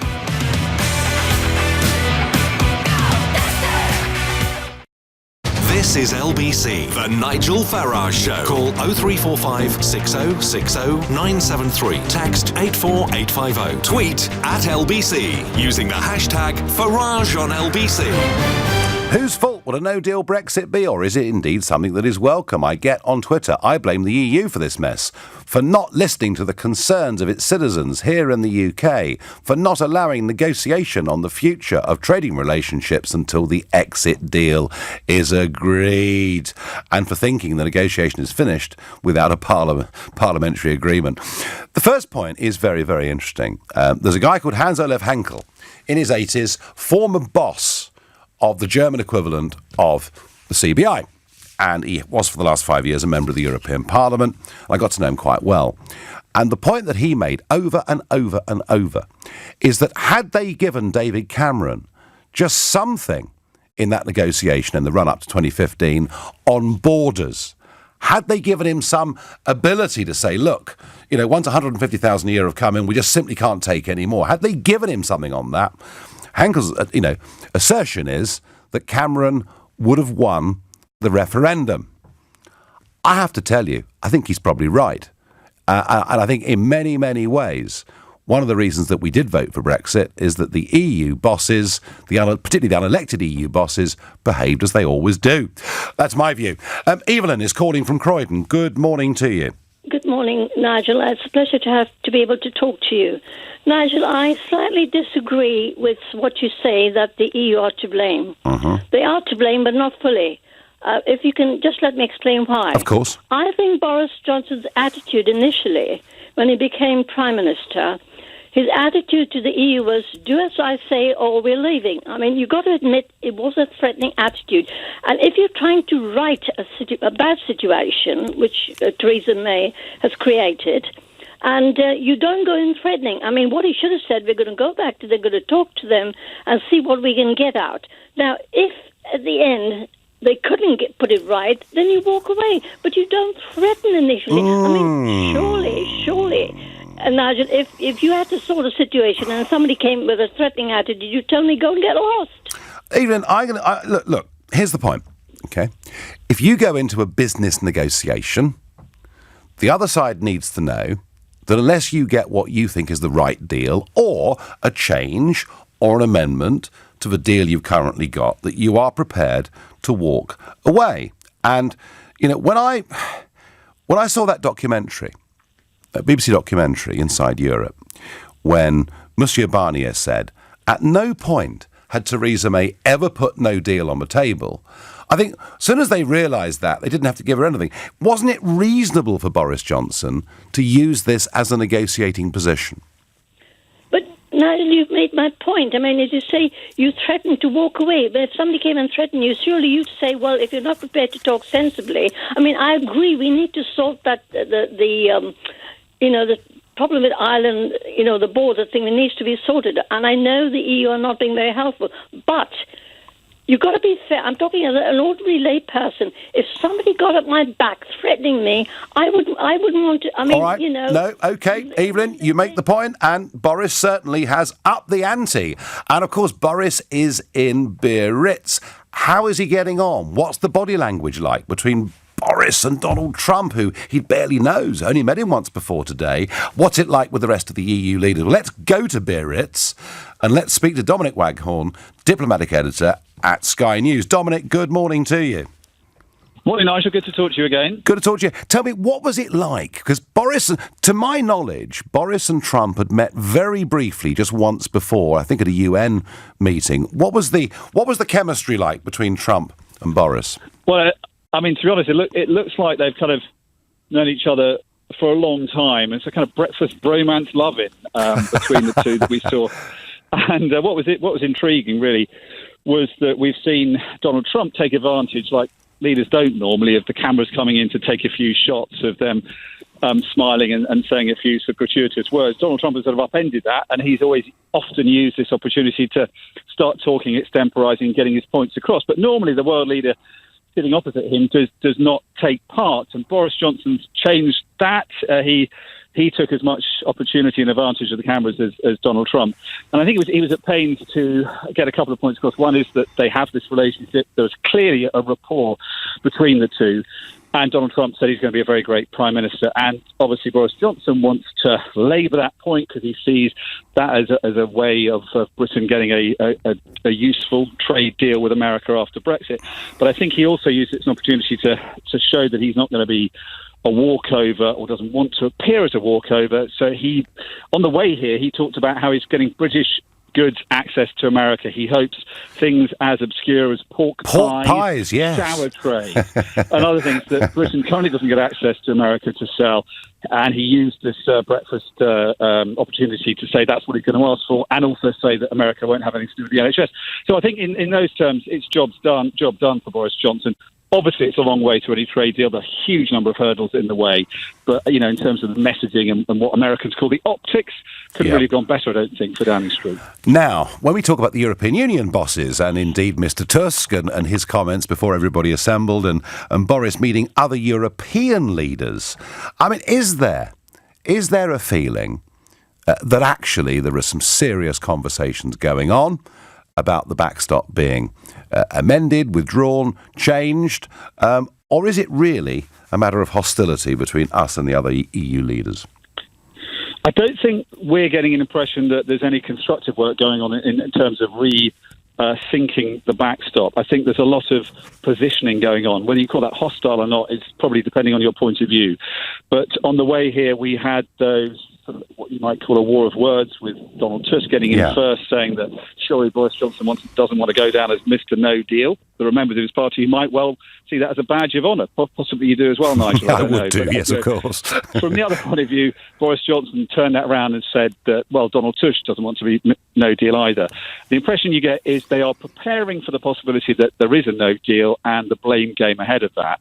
And obviously that's part of these negotiations. I think, we have to be honest, the real nitty-gritty of this is not going to happen until the last minute of the 11th hour at that summit before the end of October. And so there's a lot of gesturing and posturing going on, and we'll see that. And, we've heard the Prime Minister saying he's going to go in and play hardball and threaten that the divorce bill will only be paid in part if there's no deal.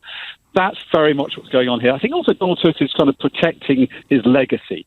He is the European Council President on whose watch Europe's second biggest economy has said it wants no more of the European Union. And he's trying to, I think, defend his reputation as he's an outgoing politician, as you'd expect any politician to do. So there's a lot going on here. We'll have to see what comes out of that. Yeah, no, absolutely. And finally, Dominic, as somebody who's seen these things before, how does a Boris Johnson premiership at a G7 compare to a Theresa May premiership? I mean, I think, to be honest, to be perfectly frank, it's easier to watch. I mean, Theresa May, towards the end, was you felt for her. It was excruciating at times. She is painfully shy. She's someone who takes a long time to prepare and memorise her responses to journalists. And so she's not someone who's easy at talking off the cuff, as Boris Johnson is. And I don't think she ever felt that comfortable at these kind of gatherings, whereas her successor clearly is. He's kind of swaggering around with a kind of gusto. Did this weird thing as he got out of the car yesterday and pointed at Macron. And he's got this sort of confident Etonian swagger. And he's clearly enjoying it. He's making the most of it. And, you know, for the journalists on the plane, they had a field day yesterday because he came out in what you call the huddle, where you normally think of what question you might get a response from Theresa May out of. He came out and was talking as the plane was landing. He still had things to say. So from journalists, it's going to be it's going to be easier to watch. And I think, you know, the question for the voter is this going to lead to anything more constructive at the end of the day? Skeptics will say that whatever his relationship with Donald Trump is, we will be eaten for breakfast by much more experienced American trade negotiators from a much bigger economy. Others are hoping that rapport, that special relationship the two men seems to have, will overcome all that. Thank you ever so much indeed, Dominic. That was Dominic Waghorn, diplomatic editor at Sky News in Biarritz. And yes, Boris talking about pork pies, amongst many other things, which of course is a normal part of any trade negotiation. But the impression, Boris is enjoying it. Theresa May, in her last few big summits, clearly was absolutely hating it. Who would be to blame for a no-deal Brexit? Stuart says, let me see, David Cameron, Theresa May, Boris Johnson, Jacob Rees-Mogg, you. The EU is not to blame in any of this. Oh, really?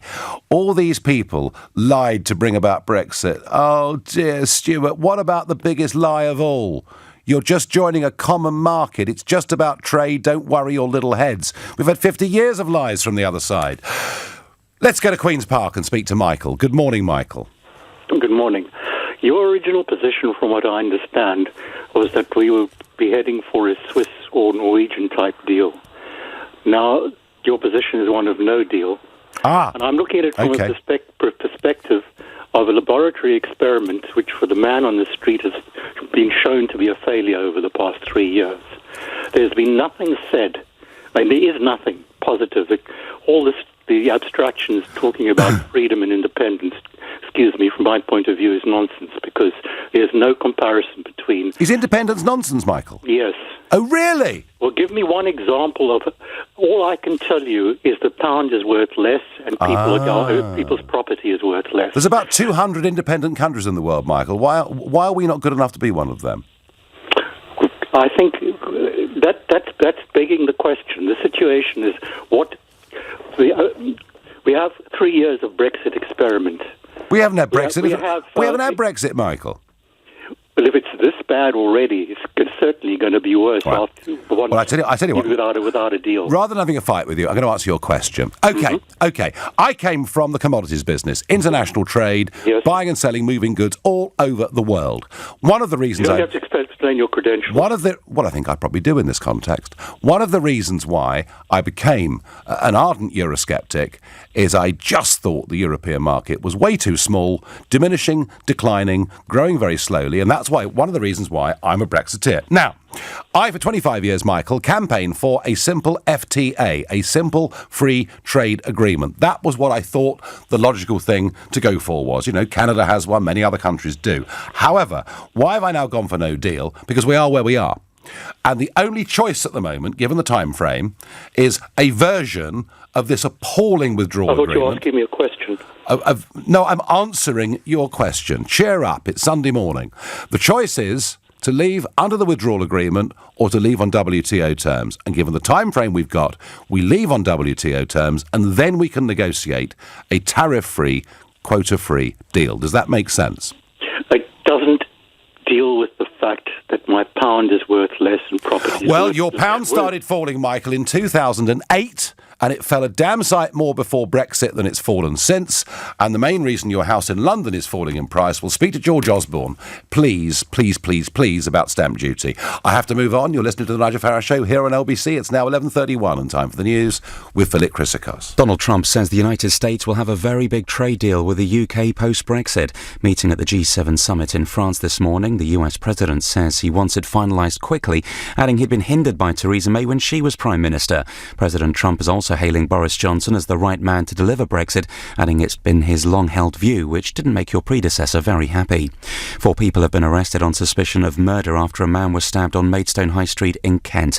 Separately, a man in his 30s is being questioned on suspicion of murder after another in his 60s was stabbed in Southall, West London.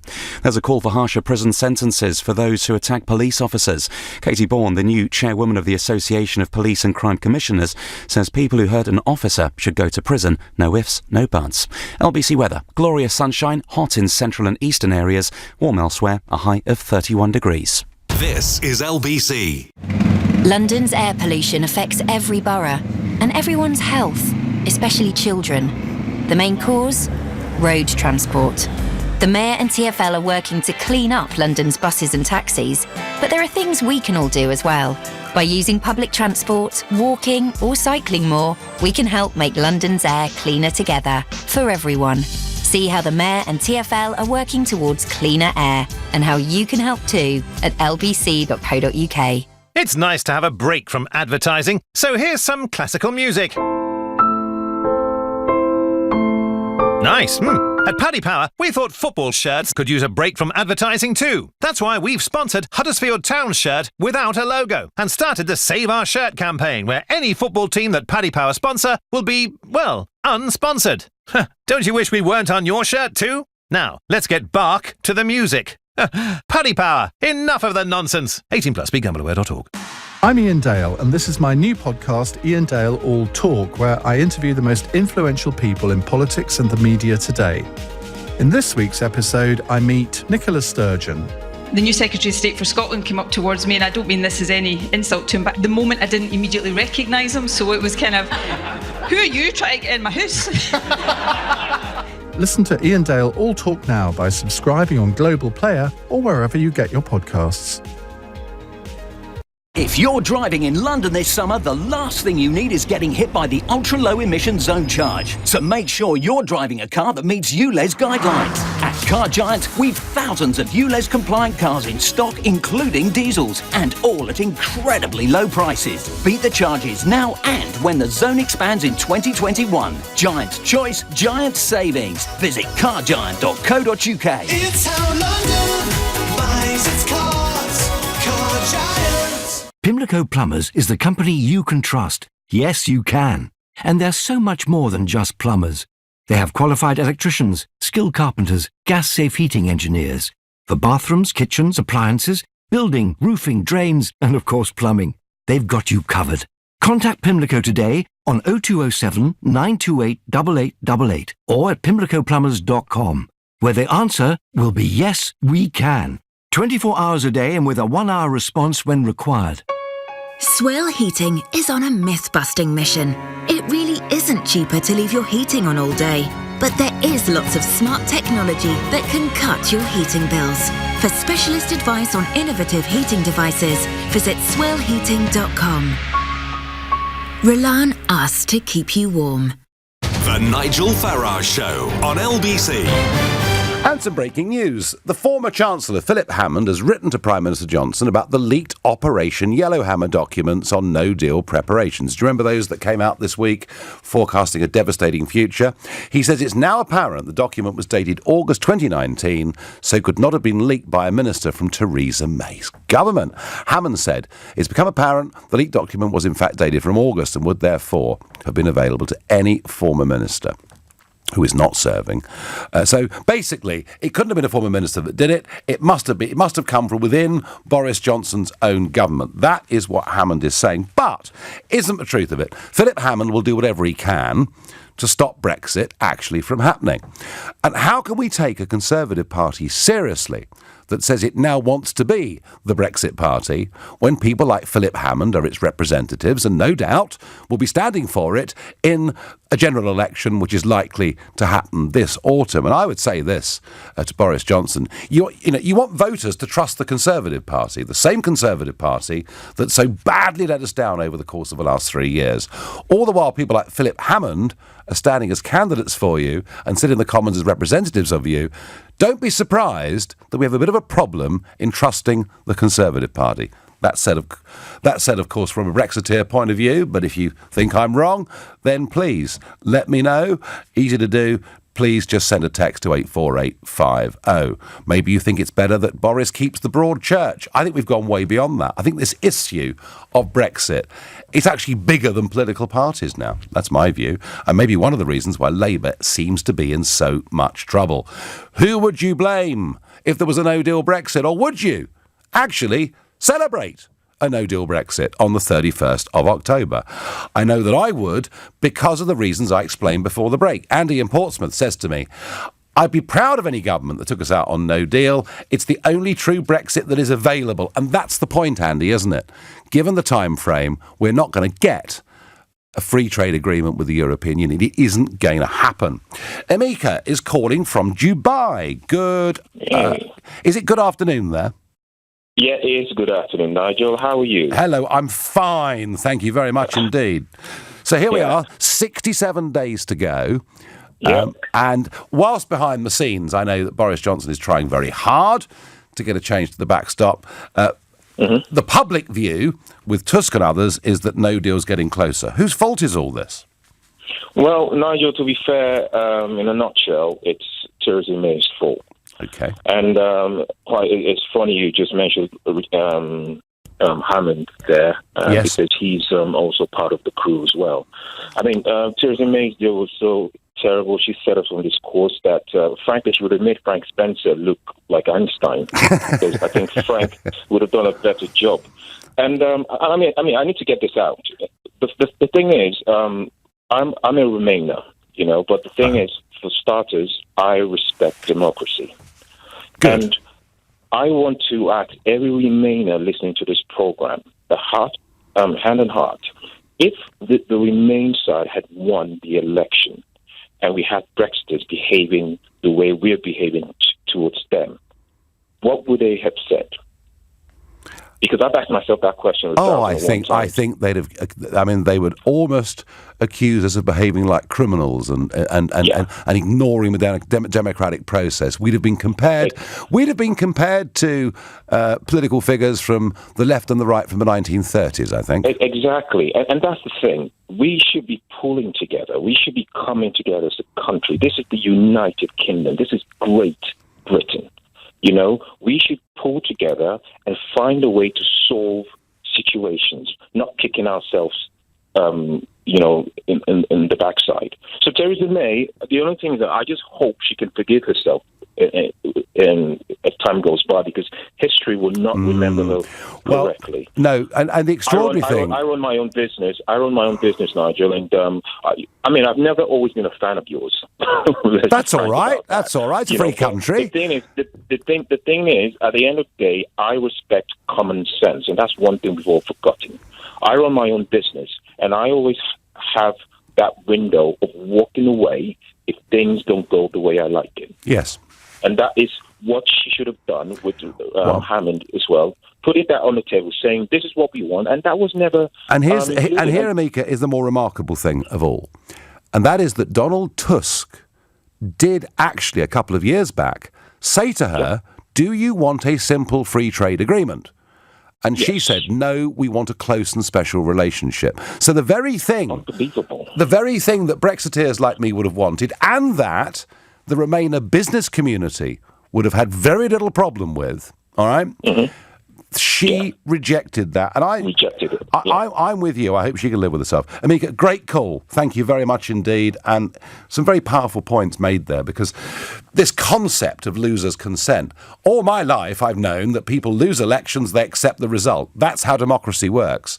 This is the first time I've ever seen, a group of people on the losing side simply refusing to accept it. Not all of them, but many, and many very senior ones. Anthony is a new caller from Bedford. Good morning, Anthony. Good morning, Sir Nigel. We've talked about whose fault it is. I would actually rephrase it to say who's going to get the credit for it. And obviously you'll be one of those. You'd definitely be right up there at the top of that list. So congratulations to you, sir. Because I just think, if you look at Tusk, Barnier and Juncker and those EU bureaucrats, they know that if we are unshackled from the EU, that we're going to do pretty flipping well economically. If you look at the EU is sinking. The rest of the world is rising. So a no deal I think, is a huge advantage to us and a massive threat to the EU project. That's why these people are saying that they're not going to cooperate with us on the no deal. They don't want us, Anthony. Here's the word, and you never hear it in British politics or even European politics anymore. It's disappeared. When I was younger, you heard it a lot.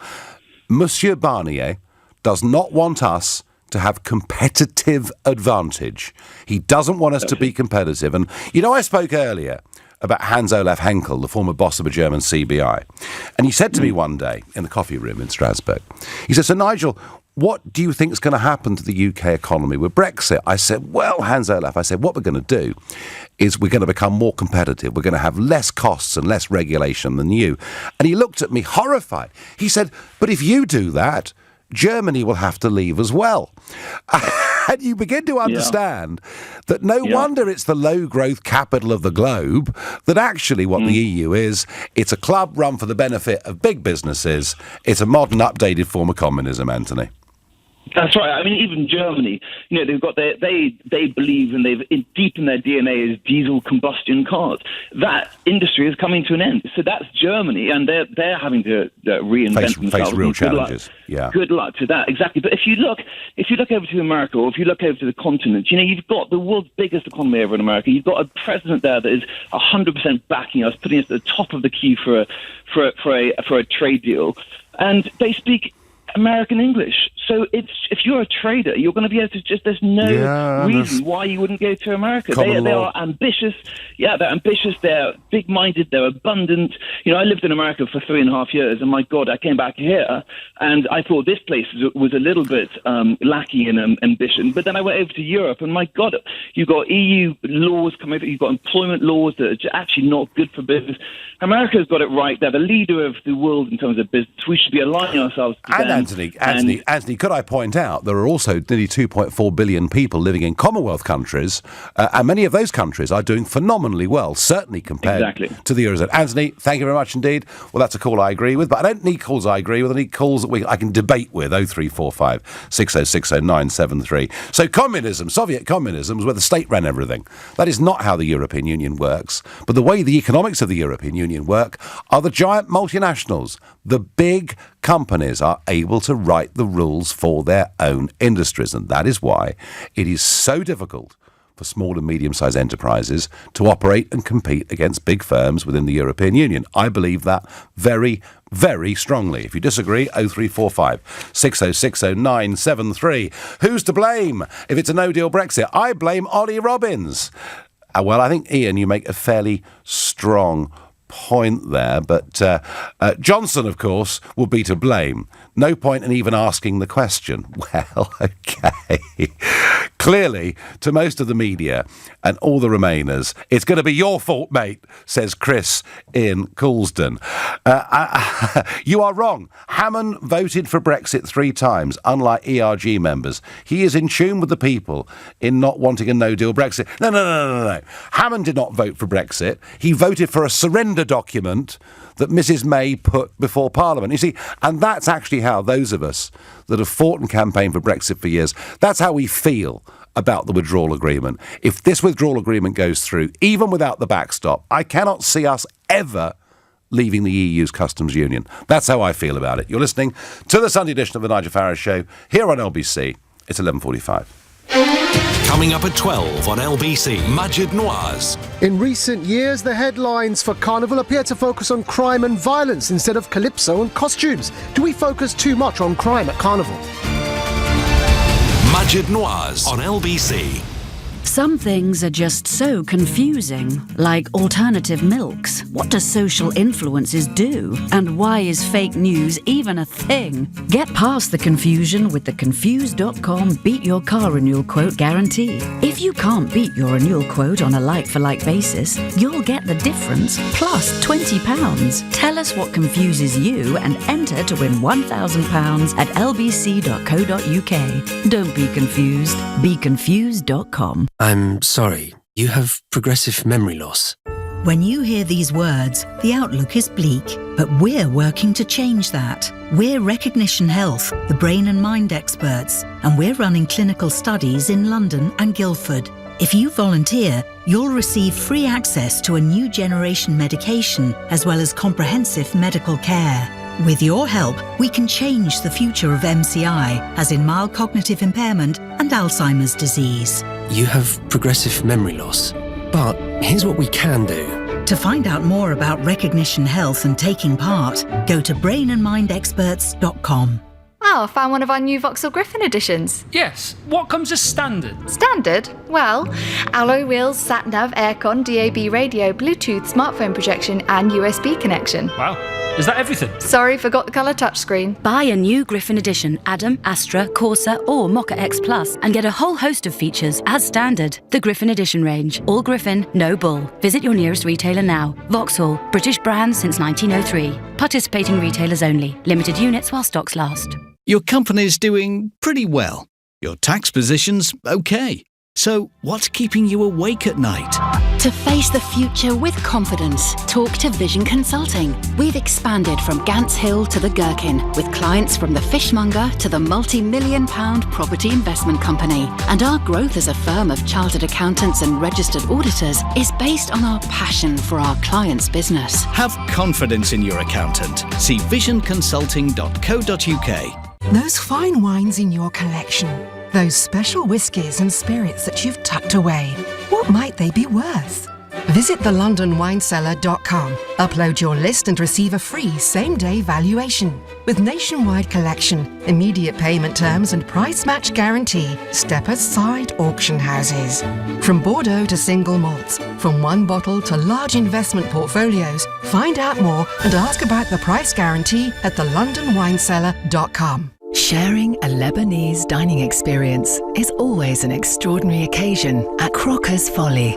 Your intimate meal, celebration or corporate event will create amazing memories for up to 200 people. If you're hungry for a unique dining experience that's the talk of the town, there's a table waiting for you at Crocker's Folly, a member of the legendary Marouche Restaurant Family Group on Aberdeen Place, St John's Wood. Book now at marouche.com. The Furniture Village birthday sale is on now. Everything's reduced, with up to 40% off hundreds of sofas, dining and beds, including all our famous brands. So come in store or go online now. But hurry, many offers end Bank Holiday Monday in the Furniture Village sale. Leading Britain's conversation, The Nigel Farage Show. Tweet at LBC using the hashtag #FarageOnLBC.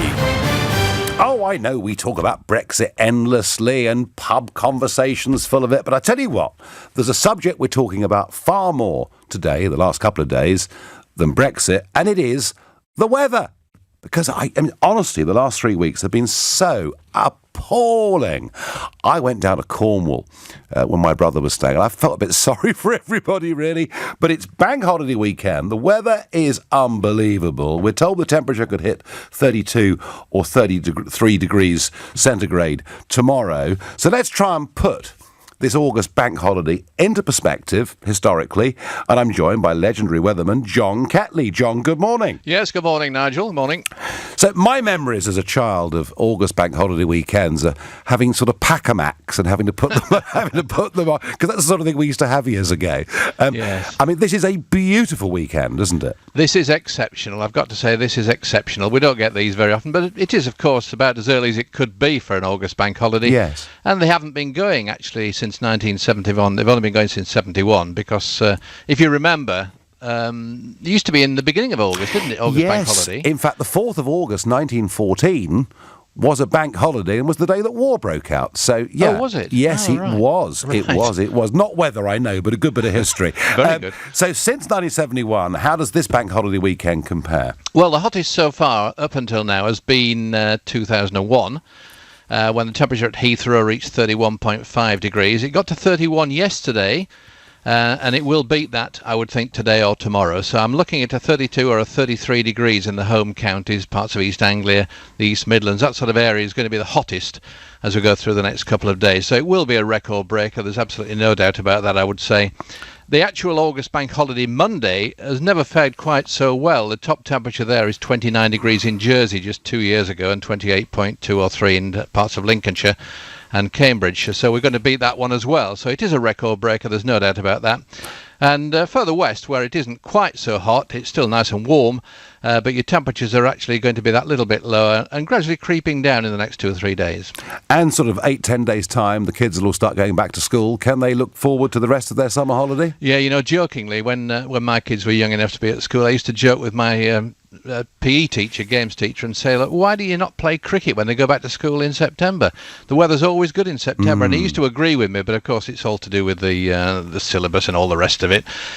So what I'm suspecting at the moment is it can't be as good as this. It is going to be more mixed as we go back to school. So it probably will be a bit more like football and rugby than it will be for cricket. And I have to say, driving through southern England yesterday, I can't remember seeing at this time of the year the trees greener, more thick grass growing. I mean, it's been very, very wet the last few weeks, hasn't it? It hasn't been a good summer. We talk about that very hot weather, exceptionally hot weather about the 25th of July. I mean, that was remarkable. It beat that all-time record over in Cambridge. But overall, you take that week out of the equation, it hasn't been a good summer at all. It was poor in May, it was poorish in June. Parts of July were excellent, but then August has been extremely mixed, as you say. You've been out of Cornwall, and it hasn't been great. No, absolutely. So we deserve this bit, and we also deserve some better weather in September and into October as well. Do you remember in 2011 we had that exceptionally hot start to October as well? I do. That could happen again. It's not a forecast, just a bit of fun, Nigel, but you'll remember it, and you'll probably have me back on the programme as well. We certainly will. John, as ever, delight to speak to you. Thank you. And the weather very, very good up in Leeds today, where England are battling away in the Ashes. They are chasing the improbable target of 359, and we have lost a wicket this morning. We're 4 wickets down with 186 more runs to win. We'll keep everything crossed, but realistically, I think it looks a little bit difficult. So, who would be to blame for a no-deal Brexit? Annabelle in High Wycombe says, I've put Brexit champagne on ice, ready for our clean Brexit celebrations. Billy is calling from Edgware. Billy, how would you feel about no deal? Very agnostic. Agnostic, yeah. Agnostic about it. I have more or less no dog in the bone, but I would. Well, before I point the finger, I would say I do not agree with your political stand. I have found myself defending you. After somebody compared you to Hitler and the devil, I don't think you come anywhere close. Ludicrous, isn't it? Thank you. But yeah, I mean, I don't agree with you in any way, shape, or form. But I would say for a no deal, I would point the finger at you and the ERG. Okay. Well, Billy, I tell you where I'd point the finger. Actually, leave means leave. Leave means leave, a cross-party group who last August started holding rallies around the country under a slogan that said, no deal, no problem. And I think that coming together, and many ERG members spoke on their platforms, including also two Labour MP backbenchers spoke on their platforms too. And I think they were an important part of it. But certainly the ERG, a very, very important part of this. But can you see why, Billy, with an option of a clean break, no deal, as against the withdrawal agreement, can you see what's driven people in that direction? Well, I think it's because, everybody has their own version of what leave means. So it's quite difficult for. You know what leave means for you. Yeah. But there are other people who are just as eager to leave as you, who have a different version of what leave means. So it's quite difficult to choose which. Well, Billy, I tell you what, there's one thing that absolutely unites leavers, and it's the idea that outside the European Union we make our own laws. I mean, that is absolutely common to leavers, that we should be an independent state making its own laws. But yeah, look, there are some varying degrees of enthusiasm, I accept, and there are some people who are slightly nervous of no deal. But most Brexiteers have now rallied behind it. Billy, thank you. Let's go to Dave in Bournemouth. Good morning, Dave. Hello, Nigel. Nice to finally talk to you. I've tried a couple of times before. Well, you got through. Welcome. So, who's to blame? Come on, let's play the blame game. First, I've got no extra guide with you. I used to follow when you were UKIP. You seem like a really nice, down-to-earth bloke. Really good. As far as the blame, ultimately, it lies with David Cameron. With a referendum, why would you pick a 50-50? It should always be 2/3 to get... If we'd had a 2/3 majority, it'd leave. The Remainers would be very small. There'd be none of this constant to and fro in split nation that we've had for the last 3 years. Moving on to actually a no-deal Brexit, you keep saying we're going to leave under WTO rules. As I understand it, I'll bow to your knowledge on this. We've got access to WTO rules as part of the EU. If we pull out, we have to renegotiate. And these things with 195 countries is not done overnight. Well, Dave, let me just say one thing, that, the WTO and Geneva, very, very happy with our change of status. I'm not worried about that. But you clearly are very worried about this. Well, I am. I mean, I personally don't think it'll affect me that much. But, I mean, and with the WTO rules, how do you say Geneva? But it's as I understand it, every country under WTO has a vote, an equal vote. So it's not for one organisation to say, come and join us. Dave, we are the 5th biggest trading nation in the world. It is quite important, But anyway, Dave, look, I take your point. Breaking news in the last few minutes, Boris Johnson has spoken to Beth Rigby from Sky News about a trade deal with the USA. Let's hear him. The president is full of beans. He's very enthusiastic and so much. So I think there's a good chance of doing it. Working group? We've established a working group and we're going to get on with it very fast. I just don't want... I know you're inviting me to set a deadline of a year, but I have long experience of the Americans as trade negotiators. They are formidable, and we will get a great deal. But it may take some time. Well, thank goodness things are moving. Some of you may remember that when back in June the President came to the United States, came to the UK, I, having met with officials from the US administration, I was genuinely shocked that whilst they'd been putting a huge amount of work into preparing their side of the trade deal, basically we'd done just about nothing. So I did say that I would take a team of industrialists and business people out to Washington in September, October this year to meet Bob Lighthizer, who is Trump's trade negotiator. It now appears I don't need to do that because actually at least we've now got a conversation going. One thing I'm certain of is the Conservative Party on their own would never have reached this conclusion. So Boris is making all the right noises, but underneath it, folks, be in no doubt, he wants the backstop to be amended sufficiently. He wants to go for the withdrawal agreement minus the backstop, and that is something where he's going to have huge problems with the ERG, huge problems with people like me. We've got a very exciting 67 days to look forward to. I'm going to be back tomorrow evening at 6. I know it's Bank Holiday Monday. You'll be in your cars in traffic, but I'll be chatting to you then. But up next, it is Majid Nawaz. Thank you, Nigel. Coming up, the head teacher of a leading private school has hit out at Oxford and Cambridge universities, claiming they operate, quote, an unofficial quota system for pupils from state schools. Oxbridge letting in a few more state school children? Why is that so unfair? Before that, the number of Britons killed by the pain relievers at the centre of the US opioid epidemic has soared to a record as GPs dish out almost 8,000 packs a day. What can be done about Britain's opioid crisis? But first, it's carnival season. But in recent years, headlines in the run-up to the event have appeared to focus on crime and violence.